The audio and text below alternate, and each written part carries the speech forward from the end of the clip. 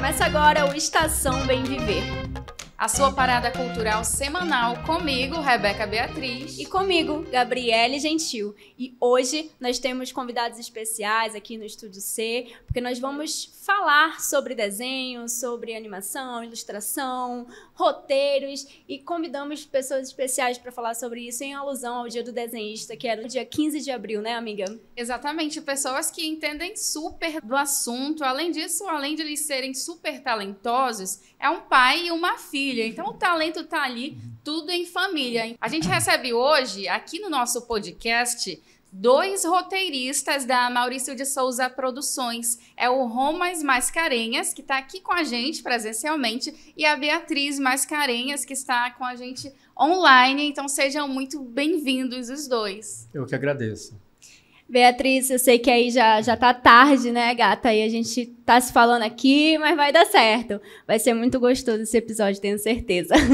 Tenho certeza também, tá tudo ótimo, não se preocupem com o horário. Olha, Romas Mascarenhas e Beatriz Mascarenhas são aí roteiristas da Turma da Mônica, então já é uma trajetória longa, né, Romas? Eu queria entender como que começou até você, como que você trilhou esse caminho até chegar aí a ser roteirista da Turma da Mônica. Olha, tem uma história interessante com a Beatriz. A Beatriz sempre gostou de escrever, sempre gostou de arte, né? E os meus amigos mais próximos são todos desenhistas, a maioria é desenhista, né? E eles frequentavam a minha casa, desenhavam, a Bia via meus desenhos, via os desenhos dos meus amigos, e na cabeça dela, todo mundo desenhava. O ser humano desenhava daquele jeito. Aí um dia ela veio me contar um problema, né, assim, muito grave. Ela disse: pai, a mamãe não desenha. Ela tinha um problema, ela não desenhava. Mas ela achava que ela também desenhava, sim, né? Depois que ela entendeu que ela não desenhava também, foi um choque. Ela resolveu de forma prática. Ela disse: então eu vou escrever e o senhor vai desenhar. E olha, 20 anos depois, né, a profecia dela se concretizou. Que legal. Ela passou a ser roteirista e já temos vários trabalhos em andamento em que ela escreve e eu desenho para ela. Então, você sempre soube, Beatriz, que queria ser roteirista? Ficou triste quando percebeu assim que não tinha aquele negócio que teu pai tinha também? Aí foi por outro lado, como é que foi isso? Eu lamento um pouco, né, não ter nascido com essa habilidade do desenho, esse talento, né, a habilidade unida à paixão. Porque eu admiro muito, assim, as artes visuais em geral é uma das minhas favoritas, né? Então, sim, eu sempre gostei muito, sempre fui uma grande fã, uma grande apreciadora de tudo isso. No entanto, eu sabia que eu não desenhava e eu simplesmente sempre gostei de contar histórias, sempre gostei de escrever. Comecei criança, eu lembro muito da poesia. Eu lembro que comecei pela poesia, mas na verdade, antes da poesia, eu começava a fazer histórias com animais, com crianças, a minha realidade naquela infância, né? Com 7, 8 anos de idade. E eu sempre soube que eu queria escrever, de alguma forma. O roteiro veio muito alinhado a isso, tanto o roteiro do audiovisual como o roteiro dos quadrinhos, que é o que eu trabalho muito com meu pai. Mas o roteiro veio assim como uma forma de contar histórias. Eu acho uma forma de contar histórias extremamente acessível, democrática. Infelizmente a literatura ainda é muito elitizada hoje em dia, né? E os quadrinhos eu acho a forma muito, muito, muito acessível de se contar uma história, de chegar ao seu público, de inclusive comunicar com outras linguagens artísticas. Exatamente. Inclusive, aproveitando que você falou aí sobre os quadrinhos, né? Vocês fazem parte da equipe do Maurício de Souza Produções, que fez parte da infância de muita gente, faz parte da minha infância, claro, inclusive, da minha também. Da Gabi, eu tenho certeza. Então, eu queria que você comentasse, e depois o seu pai também, o Romas, eu queria que ele comentasse, vocês dois comentassem, na verdade, sobre como é que foi esse processo até chegar, então, nesse local onde vocês estão hoje trabalhando. Então, assim, eu vou deixar meu pai falar de como ele entrou no estúdio, mas eu vou falar primeiro de como eu entrei, que foi através dele, né? Meu pai sempre um olhar muito generoso sobre mim, o modo como ele me vê, sobre o modo como ele me vê como artista também, sabe? Independente de ser filha dele. Então, ele muito generosamente disse para mim, eu acho que você poderia escrever para o estúdio, eu acho que você tem potencial para isso, a gente pode mandar um teste, que a gente faz testes, né, para ser admitido na MSP, e eu precisava de um layoutista. Foi quando meu pai veio ser o layoutista das minhas histórias. Então ele desenhava, eu escrevia os roteiros, ele desenhava, primeiro rascunho, né, e se enviava pro estúdio. No primeiro teste, eu acho que eu mandei 2 ou 3 roteiros, e eles foram aprovados para publicação. E assim eu ingressei na Maurício de Souza Produções, muito feliz, porque assim, eu não acreditava. Quando meu pai trabalhava lá, eu já ficava assim, nossa, meu pai trabalha na Turma da Mônica, sabe? E quando eu consegui entrar no estúdio com esses roteiros aprovados, eu fiquei muito emocionada. A Turma da Mônica, é clichê falar isso, né? Mas a gente realmente aprende a ler com a Turma da Mônica, né? Isso é muito significativo, assim, porque aquele estúdio representando a vida do brasileiro, né? De modo geral. A Beatriz já contou pra gente como é que foi esse processo dela, de ela ter começado. Agora a gente queria que você contasse como é que foi, como é que tudo começou para você entrar na Maurício de Souza Produções. Eu sempre amei quadrinho, então era um sonho poder, digamos, ser remunerado, viver de quadrinho, mas não era uma realidade muito acessível, né? Que a gente pudesse acreditar assim com muito afinco, porque eu estava já trabalhando há bastante tempo como ilustrador e não tinha mercado local para quadrinho, né? Mas eu tinha um clube, era o Clube dos Quadrinheiros de Manaus. Eram vários garotos talentosos que gostavam, liam e se encontravam para fazer quadrinhos. A gente fazia fanzines, que era aquele quadrinho, aquela revistinha alternativa de fã, né? E a gente espalhava os fanzines, a gente vendia nos eventos de rock, vendia nas praças, na entrada das escolas, nos eventos, né, undergrounds. E aí, um dia a editora Valer nos convidou para fazermos uma graphic novel que juntasse esse material que a gente, nesses últimos anos, estava produzindo, digamos, de forma marginal.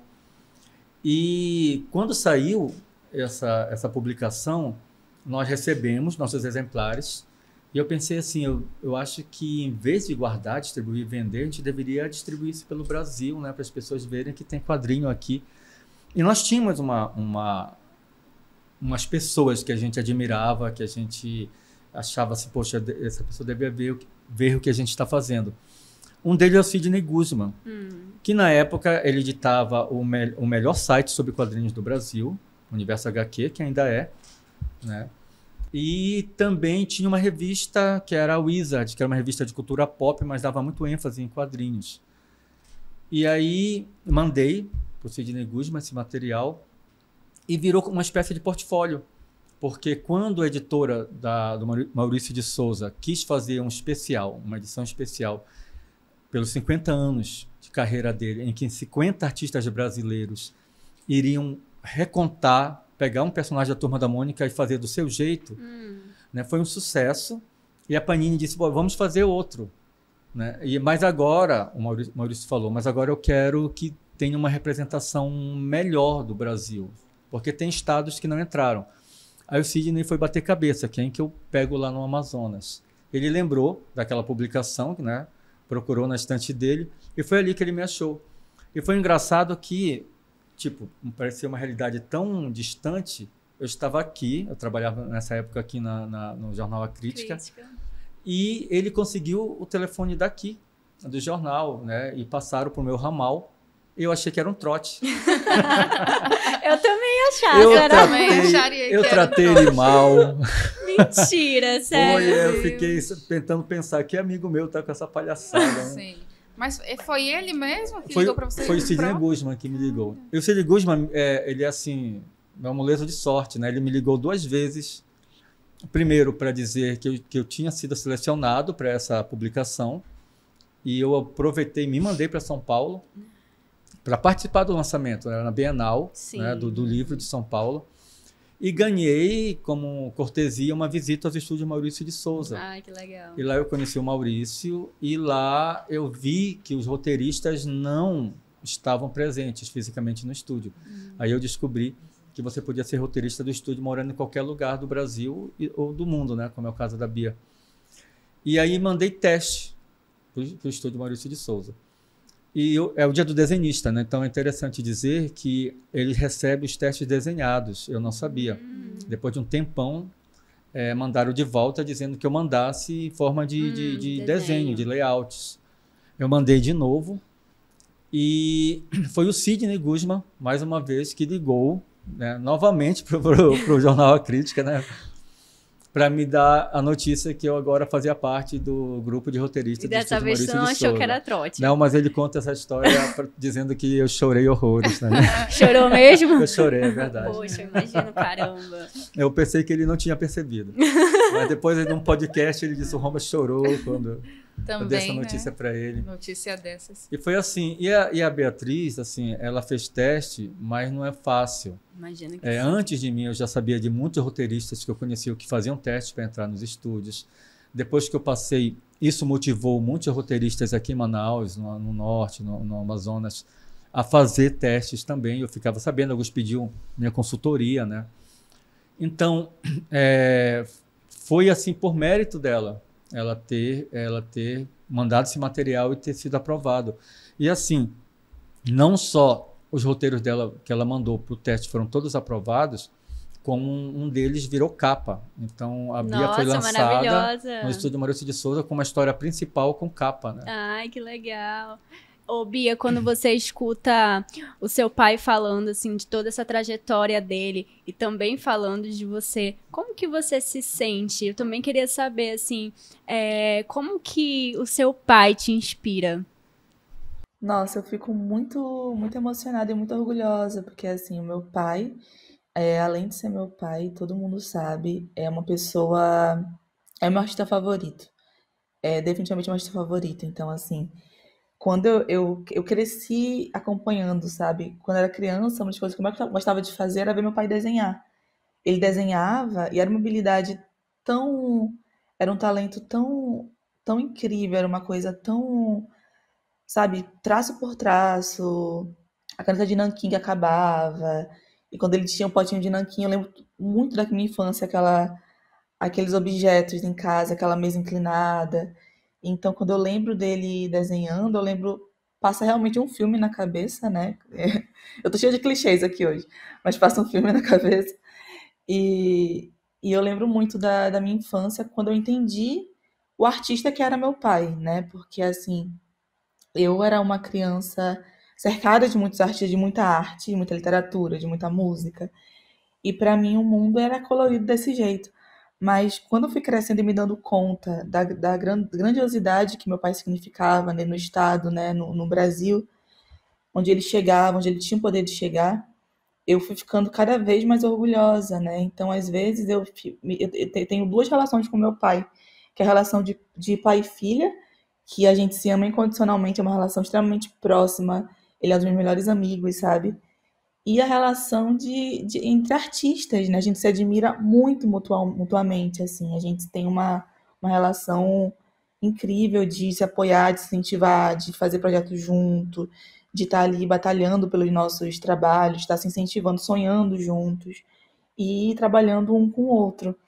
Então, quando eu vejo ele falar assim, te respondendo, né, melhor, eu lembro de muitas histórias que ele me contava, de como ele foi de pouco a pouco traçando o caminho dele, de como ele foi de pouco a pouco, dando muita coragem, porque também não é fácil, né? Ser artista no Brasil, ser artista no Norte, é uma resistência muito grande, sabe?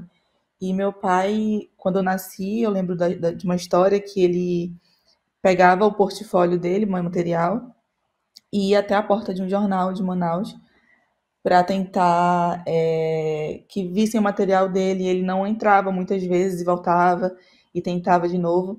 E uma vez que ele mostrou esse material, essas ilustrações maravilhosas, as pessoas falavam: nossa, onde é que você estava esse tempo todo, sabe? E para mim ele é isso, assim, se meu pai não tivesse sido inventado, não existisse, eu escreveria um personagem que seria meu pai, porque ele é incrível. Romas, porque eu tô prestes a chorar aqui. Tô quase chorando aqui também com essa história da Bia. Você comentou sobre passar um filme na sua cabeça e você tem razão, porque vocês, né, estão super envolvidos aí na produção, você escreve, você é roteirista, ele desenha. É um filme, né, pode dizer assim, que vocês estão escrevendo juntos. E aí eu queria já puxar aqui uma nova pergunta com relação a isso. Como é que é essa parceria? Como é que funciona? Existe uma sintonia ali, né? Porque sempre o texto, essa questão do texto e da foto, principalmente nas revistas em quadrinhos, né? Essa relação é muito importante. Então, como é que é essa sintonia entre vocês? Existe uma inspiração? Assim, então, em relação a isso da inspiração, eu acho muito engraçado, porque tem uma inspiração realmente que vem para o trabalho, né? Mas também o trabalho de quem cria para o quadrinho, de quem cria qualquer tipo de linguagem artística, é um trabalho árduo de construção, né? E essa construção, ela vem muitas vezes de um gatilho, algo que a gente vê no dia a dia, algo que a gente passou na rua e viu uma cena e aconteceu uma situação. Só que na cabeça do roteirista, aquilo vira uma saga, né? Aquilo vira uma história gigante que passa pelos olhos de algumas pessoas de forma muito despretensiosa, e a gente tenta captar aquele momento, imortalizar, né, e levar aquilo para a nossa arte. Então, tanto eu quanto meu pai, a gente vive muito dessa forma, a gente capta coisas do dia a dia e transforma em arte.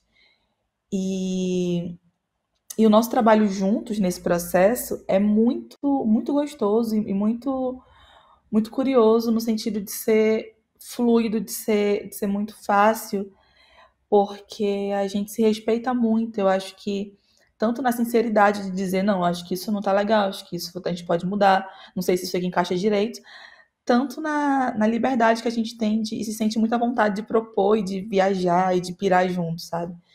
Então eu acho que é muito importante isso na parceria de um artista assim, com o artista em geral, é você se sentir confiante de colocar suas ideias e também trazer suas próprias inspirações para aquele processo. Eu acho que a gente trabalha muito afinados, assim, nesse rumo, sabe? Por falar nessa união, né, de trabalho de vocês dois, a Bia lançou recente o primeiro livro Infanto Juvenil, que daqui a pouquinho ela vai falar mais sobre ele, e eu sei que você foi o ilustrador desse livro, né, então eu queria saber como foi esse processo de ilustração, e assim como ela falou, também a sua opinião sobre como é trabalhar junto com a sua filha, né, se vai por esse lado pessoal, esse lado profissional. A primeira parceria, digamos, que eu tive com a Bia foi com ela e com a Heloísa, a irmã dela, quando elas eram crianças, que observando, tocando nessa parte que ela falou, de transformar as coisas do nosso dia a dia, que a gente vê, que a gente observa em roteiro, em histórias, em arte, eu comecei a prestar muita atenção nela e na Heloísa, e assim como o Maurício de Souza usou as filhas, né, os filhos para criar os seus personagens, eu trabalhava no jornal que tinha um buraco. Teve um dia que eles ficaram com um buraco na página de cultura e eles disseram, cria alguma coisa para cá. Aí eu tinha uma historinha engraçada da Beatriz e da Heloísa. Aí eu coloquei Bia e Luli, que era o apelido delas, e criei uma tirinha. E aí a editora pediu no dia seguinte, fica com esse espaço para ti, que fez maior sucesso, a Bia e Luli. E quando eu vim para a crítica, eu trouxe a Bia e Luli para cá. E a Bia e Luli está hoje na seção de quadrinhos da crítica até hoje, né? E faz muito sucesso, né? E é engraçado porque as pessoas começaram a achar que era Bia e era Luli mesmo, né? Que fazia aquelas traquinagens, né? E eu dizia, olha, não confunda, elas inspiram o personagem, mas ela não... Eu já não sabia que era o nome das tuas filhas. Conhecia o quadrinho, mas não sabia. Bia e Luli. Eu encontrei o Aldizo Figueiras, que é o meu poeta favorito, né? Falei para ele, né? Ele viu um livro dele na minha mochila, né? Ele disse, esse livro é meu. Eu achei que ele estava querendo pegar o livro de volta, né? Eu disse, não, esse livro é meu. Ele disse, diz assim, eu adoro esse livro que você escreveu, agora que eu entendi. Aí ele virou para mim e disse, eu sou fã de Bia e Luli. E ele, vira e mexe, ele entra em contato comigo para perguntar, tu vai escrever mais tirinhas? Quando é que tu vai continuar com o Bilúdica? Eu dei uma parada, já faz um tempinho, né? Que eu não faço tiras novas. Entendi. E agora eu vou lançar no Instagram, que a Bia me lembrou, olha, Biluli não existe, né, nas redes sociais, né? Tem no jornal A Crítica, né? Mas não tem ainda um material publicado digitalmente. Então a gente está agora trabalhando o Biluli para esse, né?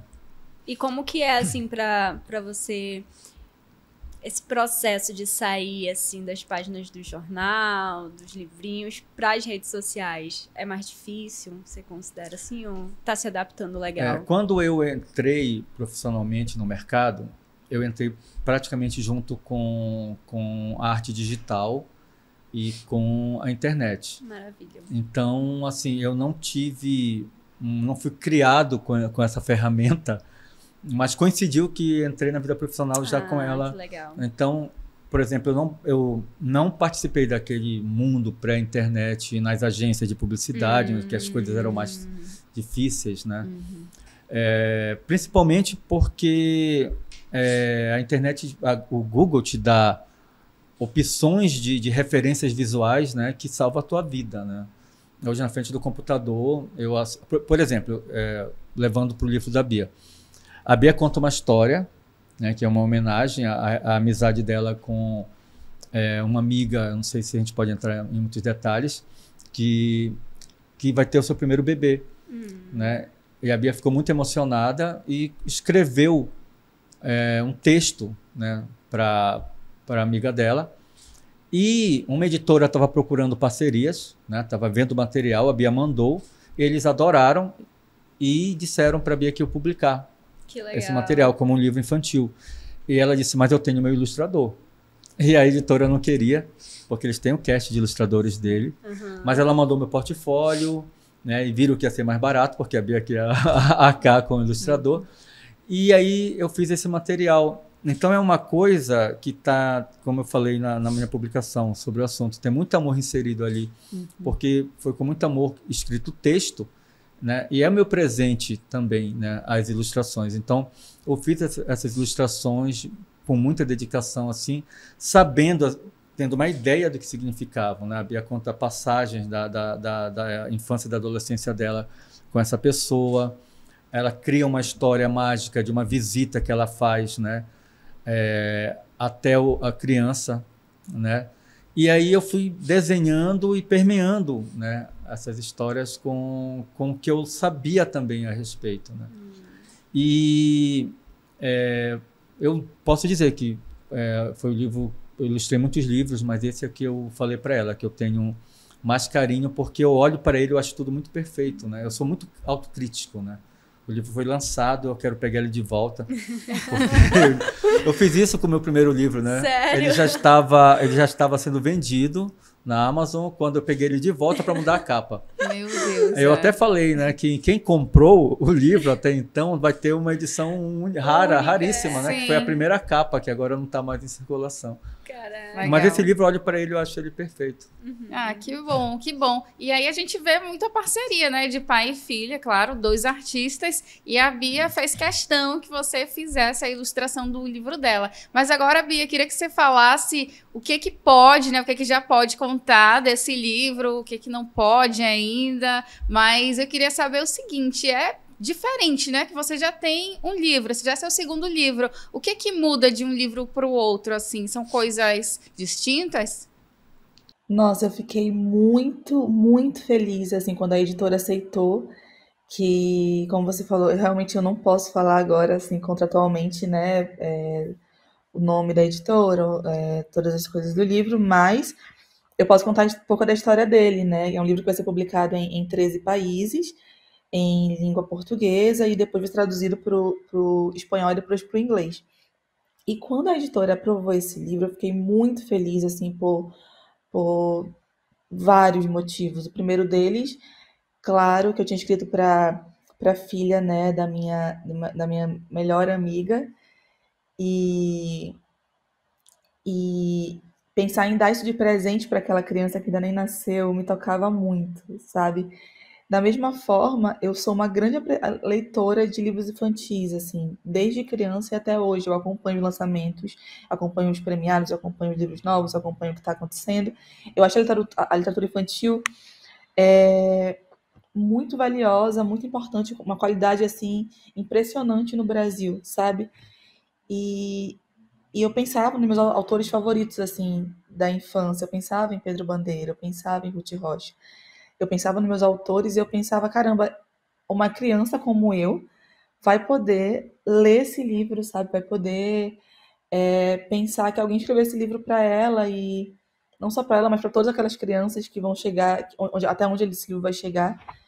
Então eu fiquei muito emocionada, assim. E esse livro é um livro que fala sobre aventura, fala sobre amor, principalmente os laços, até onde o amor nos leva, né? O que é que a gente faz por amor, por esse amor puro, né? Esse amor que você tem por um filho, por um sobrinho.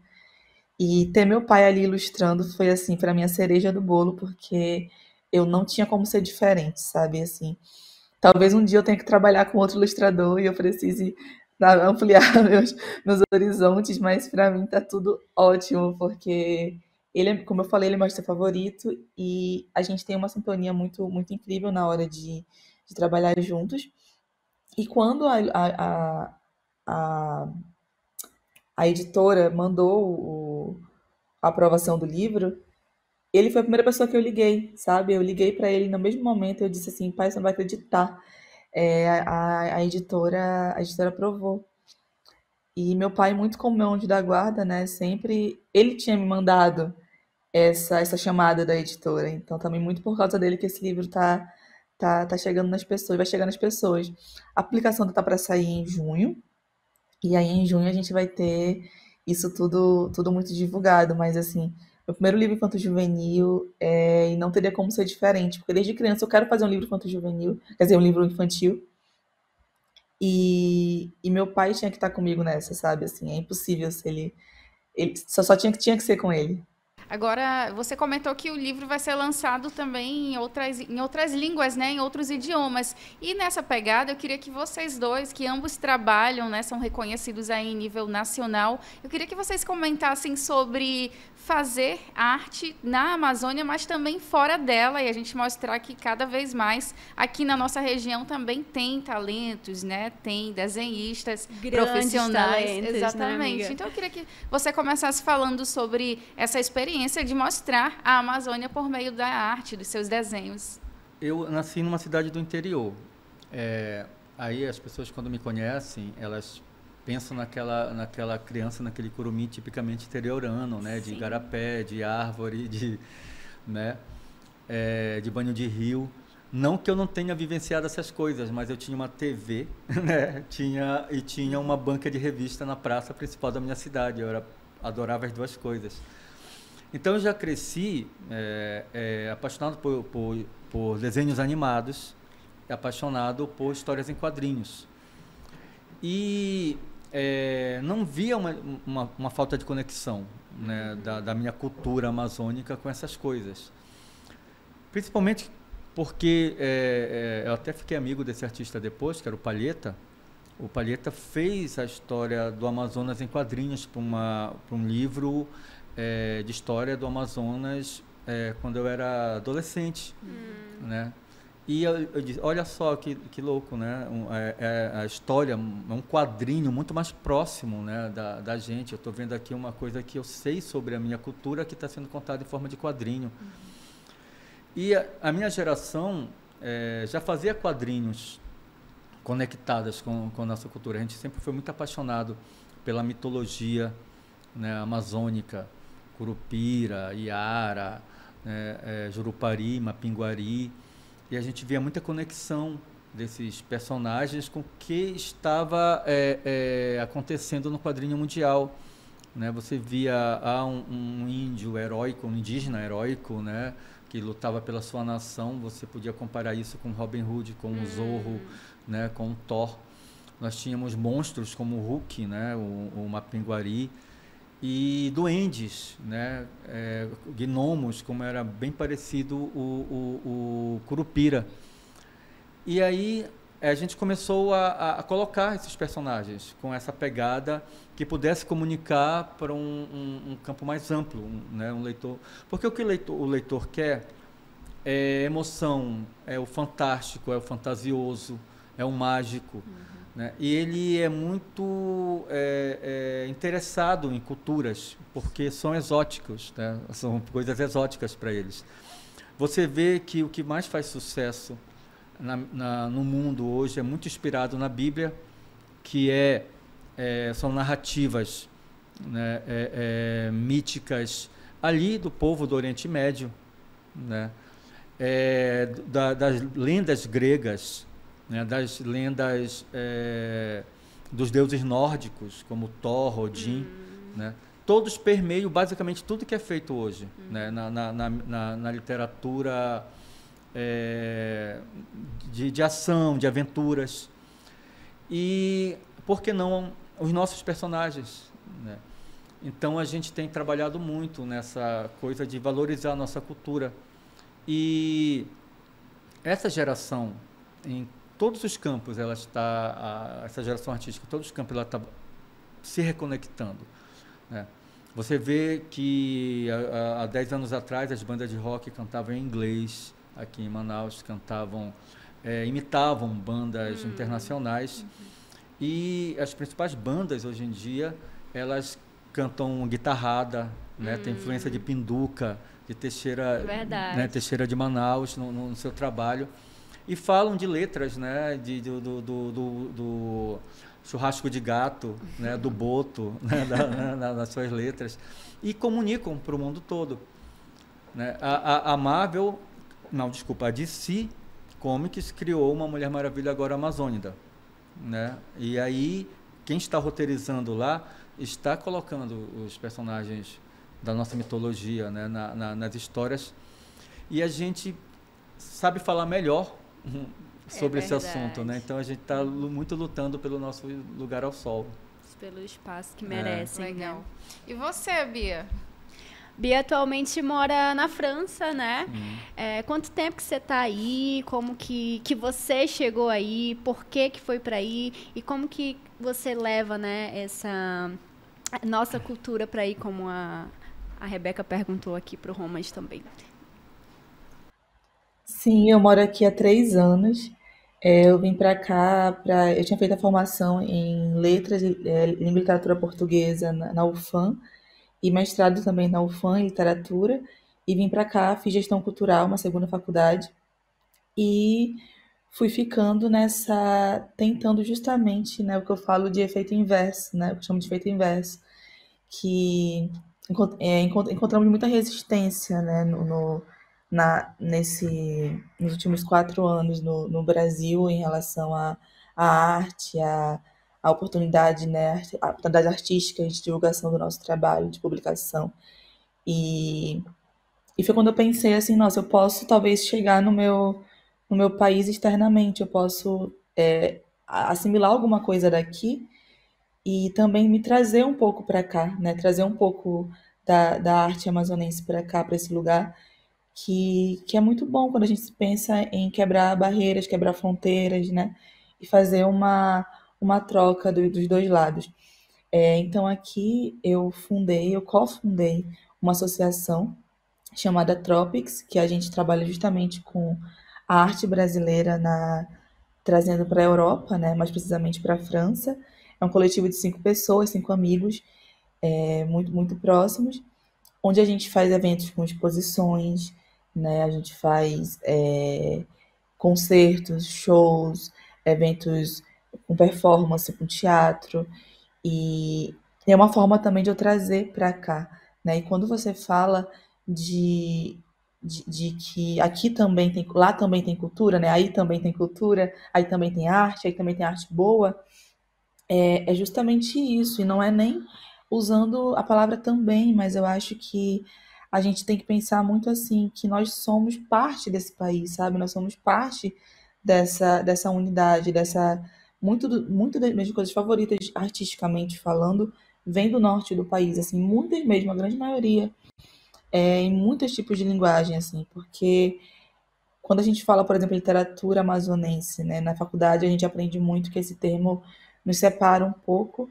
É uma literatura brasileira produzida no norte do país, né? A gente não tende a falar literatura carioca, literatura paulista, porque entende-se que o eixo Rio-São Paulo são os eixos mais centrais desse país, onde tudo ali é Brasil e o resto é regionalismo.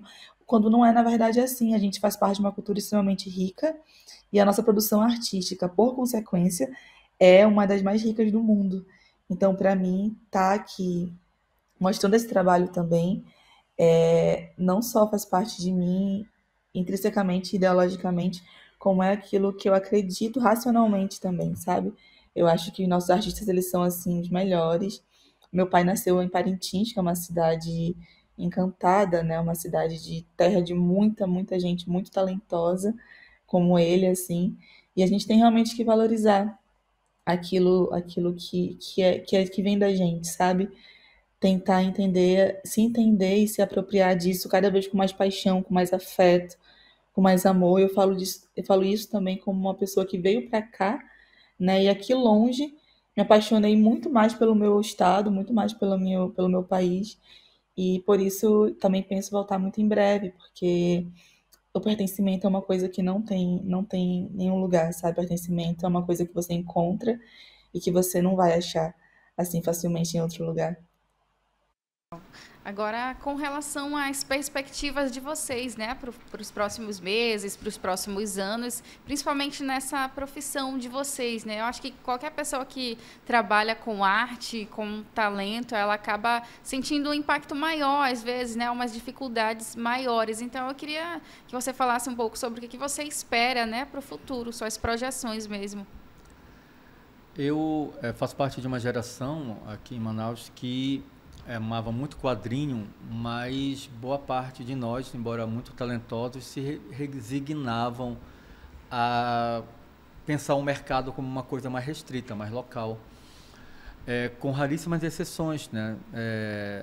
Tive amigos que produziram quadrinhos que viraram febre nacional nos anos 90, e eu participei de projetos de quadrinhos que foram super bem recebidos lá fora e concorreram a prêmios nacionais e tudo mais.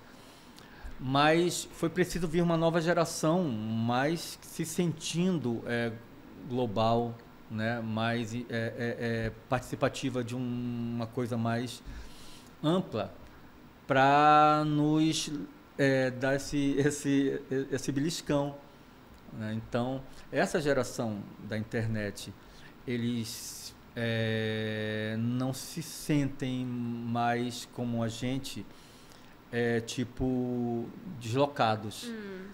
E quando, basicamente, em 2018, houve esse renascimento do quadrinho amazonense, muito encabeçado pela minha geração, com trabalhos que começaram a aparecer a nível nacional, vieram também essa nova geração, que eu acho muito legal, que ela é majoritariamente feminina, né? Eu tenho um amigo, por exemplo, que ele não lê quadrinho, onde ele mandou, ele trabalha em escola, mandou um quadrinho de uma menina e disse: olha, queria que você visse isso, uma menina fazendo quadrinho. Caramba, como você fazia? Eu disse: cara, tu precisa se atualizar, nessa geração elas dominam, elas que mandam, né? Bom, né? Alguns dos meus alunos mais talentosos no Cláudio Santoro eram garotas, né? E elas roteirizam, elas desenham com uma qualidade incrível. Então hoje nós estamos pensando mais dessa forma, né? Por exemplo, a gente contacta isso é fato, né? O meu roteirista, o Emerson Medina, tem um contato com um estúdio no Chile, né? E eles estão esperando um trabalho que ele mostrou, né? Que quer que eu desenhe. A Beatriz tem contatos com editoras na França, né? Com eventos de quadrinhos franceses, com livrarias que vendem quadrinhos brasileiros. Então, assim, a pessoa já se articula, né? Hoje a gente sabe que criar um quadrinho começa antes do desenho e continua depois do material pronto, né? Hoje a gente sabe que o sucesso de um quadrinho é você botar ele embaixo do braço, né, e continuar, né? Agora você vai lançar, vai distribuir, né, vai colocar em prêmios, vai mostrar para estúdios maiores.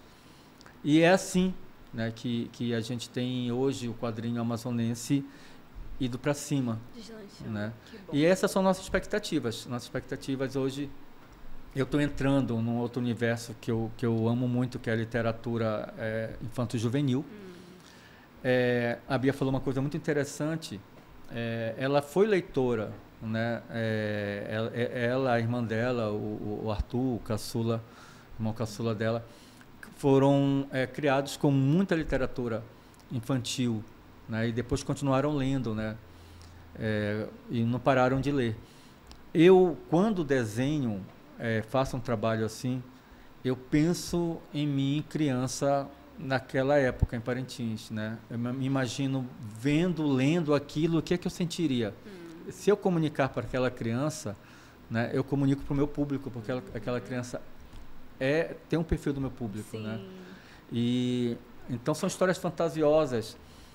Eu até tenho aprendido, estou escrevendo agora um roteiro com a Bia, e tenho aprendido a escrever um pouco fora desse nicho, né, mais fantasioso. Então, eu quero sempre resolver as coisas com, agora, de repente, uma poção mágica vai aí. Mas é legal escrever para um público mais adulto uma história mais realista, né, no seu desenvolvimento. Né? E a Bia é bem diferente de mim nos estúdios Maurício de Souza. Eles me desvencilharam dela, quando pediram para eu não ser mais o lealtista dela, porque não fazia muito sentido ela ficar ligada a mim, né? Porque ela escrevia, eu fazia o layout. E assim, ia para eles muito com a minha cara, né? Porque era o meu traço que eles viam. E aí um dia eles chegaram e disseram para a Bia não mais trabalhar comigo, que ela devia procurar outro layoutista. E a Bia encontrou outro layoutista, né? Já faz algum tempo que ela trabalha com outro layoutista. E você vê uma diferença muito grande entre o meu estilo. Todos os roteiristas do Maurício de Souza têm estilos particulares, né? E eles estão sempre casando as revistas, pegando o estilo de cada um e montando uma coisa assim, né? Orgânica.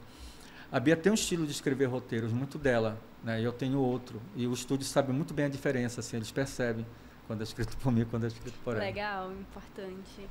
Bia, você quer deixar alguma consideração? O que você pode falar aí para a galera que está começando, para não deixar desistir, né? Porque tem espaço, tem muito talento por aqui também, a gente sabe. Tem muito talento, tem muito talento. E meu pai falou uma coisa muito interessante quando ele diz que ele pensa em tocar a criança que ele foi, sabe? Eu penso muito isso, eu penso muito também em que muitas pessoas como eu estão surgindo por aí, sabe? Pessoas como meu pai estão surgindo por aí. Artistas, contadores de histórias, desenhistas, ilustradores, quadrinistas, todos os dias, assim.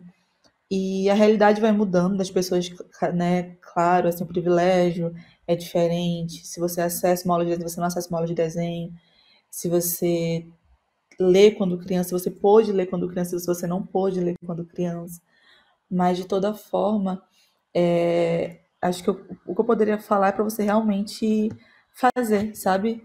Fazer a sua arte, assim, antes de tudo, porque é quando você vai se aprimorar, é quando você vai desenvolver, né? Procurar referências também, é o que eu sempre falo, porque você tem que ter algo que te referencie, que você diga, não, eu quero isso aqui, é a minha meta, meu objetivo, né? E aí você consegue traçar o seu caminho. Claro que não é fácil, eu não tô querendo também romantizar e dizer que você faz sua arte, vai dar tudo certo, não é isso, é muito difícil, é muito árduo, como toda profissão, né?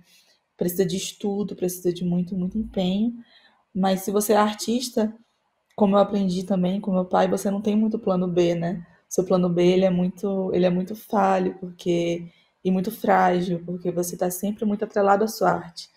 E para um artista que nasce artista, eu acho que você não tem nem outra opção, né? Vamos então trabalhar, vamos tentar chegar nesse público e na criança que você foi. Então, acho que é se procurar referências e não parar de fazer. De alguma forma, né, temos que tentar fazer isso acontecer, porque a arte resiste, né? A arte existe, ela resiste todos os dias no nosso país. Sim, é verdade. Agora, uma coisa, Gabi, vocês também, uma vez uma pessoa me disse que se alguém tem um talento, um diferencial, essa pessoa ela não pode guardar aquele talento para si, pegar e colocar dentro de uma caixinha. Ela tem que colocar para fora mesmo, que é exatamente o que vocês fizeram. Então, continuem, por favor, fazendo esse favor ao mundo. Seria muito injusto, né? Seria muito ruim para a humanidade como um todo se vocês não tivessem saído mesmo ali, né, da caixinha e realmente colocado para fora todo esse talento que vocês têm, né? Você no desenho, você escrevendo, de certa forma. Então, parabéns pelo trabalho de vocês e continuem, por favor, fazendo esse favor a nós. A gente agradece, né? E você Clara? também, tá, dona Rebeca? Para quem não sabe, Rebeca também é escritora, Legal. talentosíssima, jornalista, socióloga, tá aqui. Tenho certeza que essa conversa foi muito enriquecedora para ela, para mim, para todos nós. Sim. Eu fiquei muito feliz em ouvir a Beatriz falar, me senti muito emocionada em muitos momentos. E Romas também, recebê-lo aqui pela segunda vez, foi um enorme prazer. Espero que você venha mais vezes para falar de outros trabalhos, assim como a sua filha Beatriz. Então, eu desejo muito sucesso e a gente se vê numa próxima vez, com certeza. Com certeza. Eu agradeço o convite para ter participado aqui. Obrigada também, Beatriz, aí. Um abraço virtual para você, sinta-se abraçada. E você também esteja aqui com a gente mais vezes, viu? Com Sempre certeza. bem-vindo. Olha, e nós estamos nas principais plataformas de áudio e também estamos no YouTube do Portal A Crítica. Então, não deixa de curtir, de comentar, de compartilhar esse episódio com os amigos para que eles saibam mais sobre a trajetória do Romas, da Beatriz, sobre ilustrações, roteiros e afins. O mundo dos quadrinhos no geral. E, claro, semana que vem a gente está de volta com outro assunto. Alguém tem um palpite aí do que vai ser? Fica ligado nas nossas redes sociais. Tchau, tchau. E até semana que vem, gente. Até lá.